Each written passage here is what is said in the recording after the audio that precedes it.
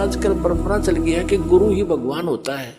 गुरु भगवान नहीं होता, वो तो भगवान ना आए थे सीधे गुरु बन के, और अपनी भक्ति की सतीथि बना के रखनी थी। काल नो सोचा है नकली संत नकली पंथ बना के नकली नाम जाप करा के इनकी भगवान से आस्था हटा दूं। जो साधना ये करेंगे उससे लाभ तो होना नहीं, आपत्ति नो की नो पड़ेंगी आके, तो कुछ दिन में भक्ति छोड़ देंगे। और परमात्मा सोच क्रियाएं करता है, आप भी आते हैं, कोई एक आधा संत भी भेज देते हैं, तो अधिकतर स्वयं ही आए हैं मालिक ने और स्वयं ही वो काम करा जो भगवान किया करते हैं। तो वो तो भगवान और गुरु वो तो वन ऑल इन वन थे, वो तो सब कुछ थे दाता। लेकिन अन्य जो गुरु है वो गुरु है और भगवान अन्य है। गुरु परमात्मा का पुजारी होता है और उससे मिलाने वाला मीडिया होता है। गुरु भगवान नहीं होता, भगवान तो भगवान ही होता है। लेकिन उस परमात्मा को पाने के लिए एक विधि बताई है परमात्मा ने कि अपने गुरु को आप एज ए गॉड ट्रीट करना, उससे भगवान की तरह व्यवहार करना, ताकि जब तुम यहां से जाओगे इसी रूप में आगे भगवान परीक्षार्थ बैठेगा। और यहां जैसा व्यवहार आप कर रहे हो, जैसे विचार अपने गुरुजी के प्रति रखते हो, वो वहां भी होंगे। तो वहां जैसी आपकी व्यवहार विचार त्रुटि युक्त होंगे तो वहां से आपको रिजेक्ट कर दिया जाएगा, फिर वापस गिर जाओगे। तो इसलिए परमात्मा कहते हैं गुरु मानुष कर जानते ते नरकइये अंध, महादुखी संसार में आज्ञा काल के फंद। गुरु गोविंद कर जानियो रहियो बचन समाए, और मिले ते दंडवत बंदगी नहीं पल पल ध्यान लगाए।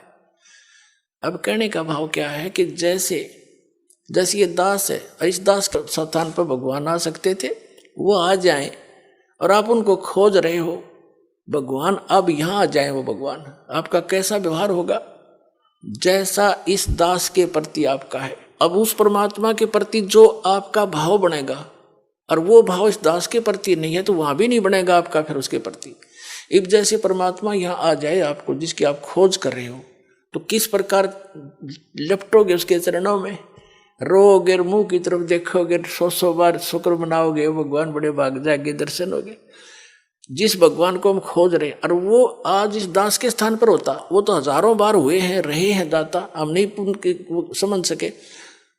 उसको जन साधारण एक भक्त संत समझ कर हमने उनसे डील किया। आप जो व्यवहार मेरे से कर रहे हो वैसा उसके साथ करोगे, तो परमात्मा वहां जब जाएगा तो यहाँ ये सोचकर हमने गुरुदेव से डील करना चाहिए कि मान लियो भगवान बैठे हमारे सामने, भगवान के सामने कपट से बात नहीं की जा सकती। जो वचन जो आदेश देव श्रोधार्य होना चाहिए, अपनी नहीं चलानी चाहिए, क्योंकि वो आपके हितैषी हैं, आपका बुरा नहीं चाहते, केवल भले के लिए आपको आदेश देंगे, ऐसा नहीं करना, ऐसा नहीं करना, केवल ऐसा ही करना। तो ये तुम वचन मानोगे तो भगत बनोगे और आपका कल्याण होगा। यहाँ कहते मुख पर वचन करे पर माना और घर पर जाकर करे विज्ञाना। मुख पर तो गुरु जी की बात मान ले, हाँ जी, और घर जाकर न सोचो ना, नो थोड़ा ऐसे थोड़ा करना है, बताइए मर्यादा कैसे छोड़ेंगे, तो फिर के खाक से सो तुम। जो गुरु वचन पर डट गए कट गए फंद 84 के, भाई जो गुरु वचन पर डट गए कट गए फंद 84। तो गुरु वो तो गुरु रूप में आए थे मालिक ही, लेकिन दास गुरु रूप में मालिक नहीं, उस मालिक का दास समझो। लेकिन गुरु को भगवान के तुल्य मानने से आपकी समस्या हल होगी, नहीं तो होए को नहीं। जैसे एक मैथमेटिक्स का, एक गणित का प्रश्न होता है ऋण का, उसमें मूलधन ज्ञात करना होता है, तो मूलधन तो होता करोड़ों रुपए में, अरबों में।